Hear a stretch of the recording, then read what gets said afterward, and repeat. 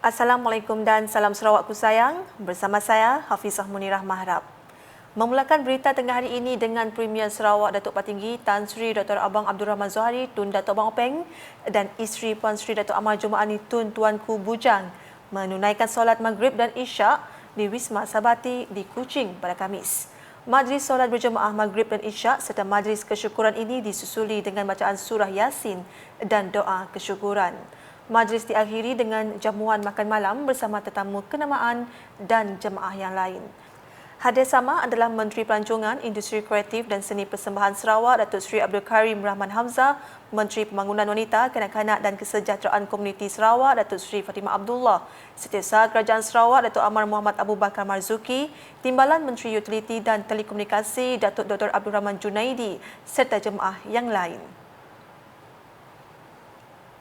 Laporan seterusnya, Dewan Bandaraya Kuching Utara DBKU dan Tabung Kanak-kanak Pertubuhan Bangsa-Bangsa Bersatu UNICEF bekerjasama dalam menyediakan pelan tindakan terbaik untuk mengubah Bandar Kuching Utara menjadi bandar mesra kanak-kanak.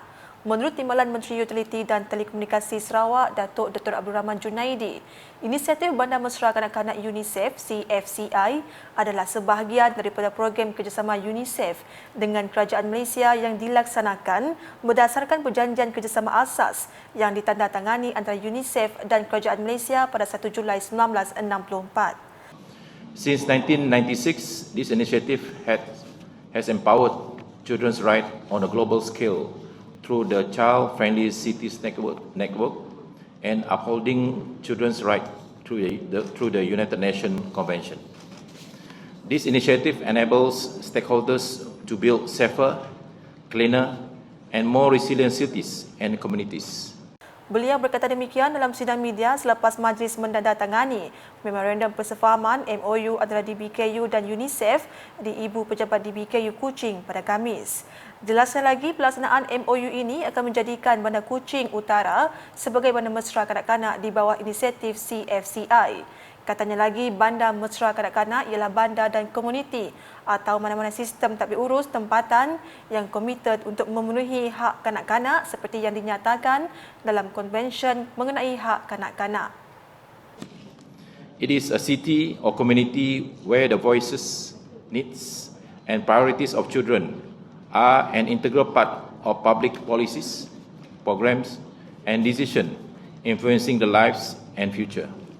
For example, the concept of child-friendly cities can be applied to child-friendly school, child-friendly hospital, child-friendly communities, child-friendly budget, and even child-friendly toilets.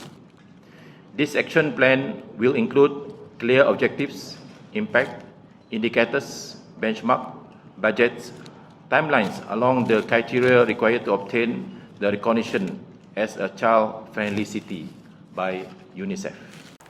Datuk Abdul Rahman dalam pada itu berharap dengan MOU ini ia dapat meningkatkan lagi kerjasama dengan UNICEF dalam memastikan hak kanak-kanak untuk mendapat perlindungan, kesihatan dan pendidikan. Turut hadir Datuk Bandar DBKU, Datuk Junaidi Ridwan, Setiausaha Tetap Kementerian Pembangunan Wanita, Kanak-kanak dan Kesejahteraan Komuniti Sarawak, Noriyah Ahmad, Pengarah DBKU Mohamed Khaidir Abang dan Wakil Timbalan Program UNICEF Sanja Saranovic.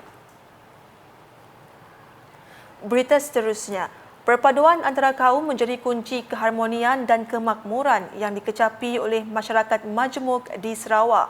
Menurut Ahli Dewan Undangan Negeri Adundaro Safi Ahmad, keharmonian ini perlu dikekalkan untuk menjadikan Sarawak contoh terbaik dalam perpaduan antara kaum di negara ini.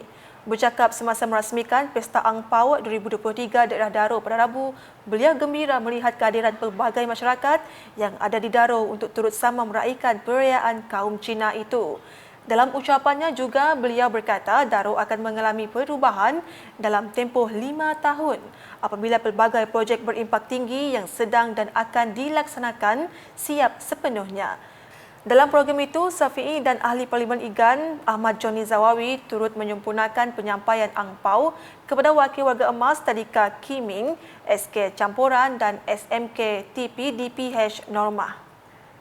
Dalam program berasingan, Safi'i merasmikan Majlis Pemimpin Bersama Rakyat Sungai Serban Daro sambil menyempurnakan perasmian projek transformasi luar bandar RTP Bina Baru Jeti Gereja Sungai Serban bernilai RM100,000 dan Balai Raya Sungai Serban bernilai RM180,000.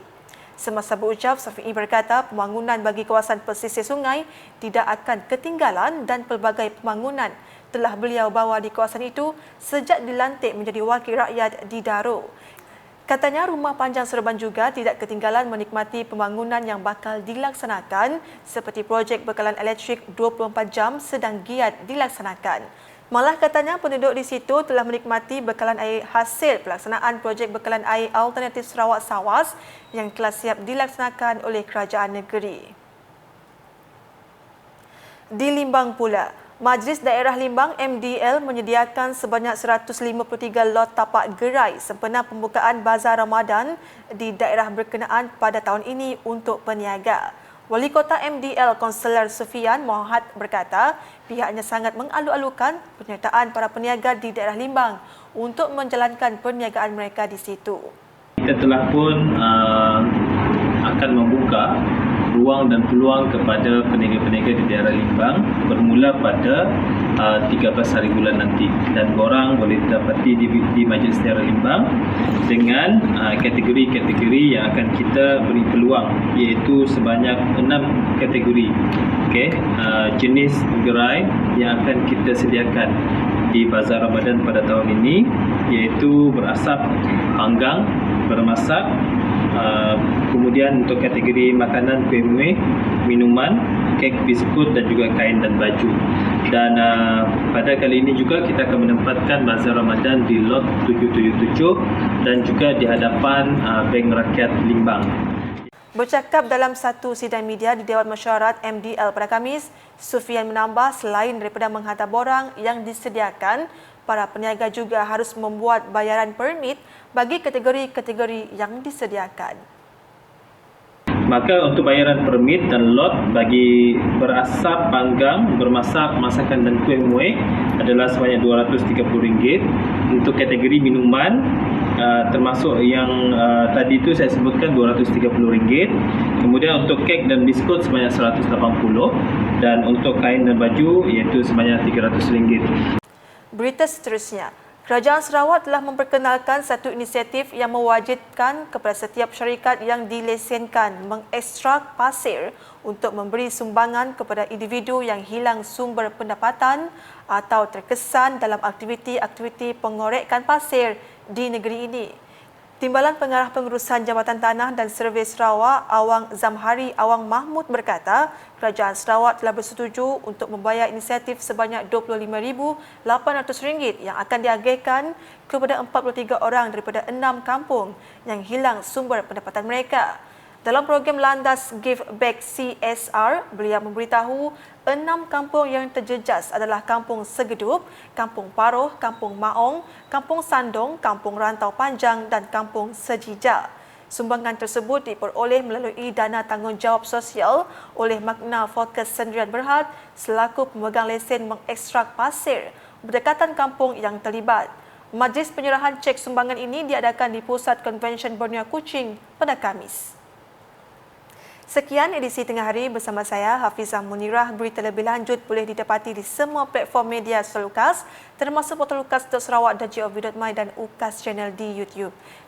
#menyebar fakta. Salam UKAS.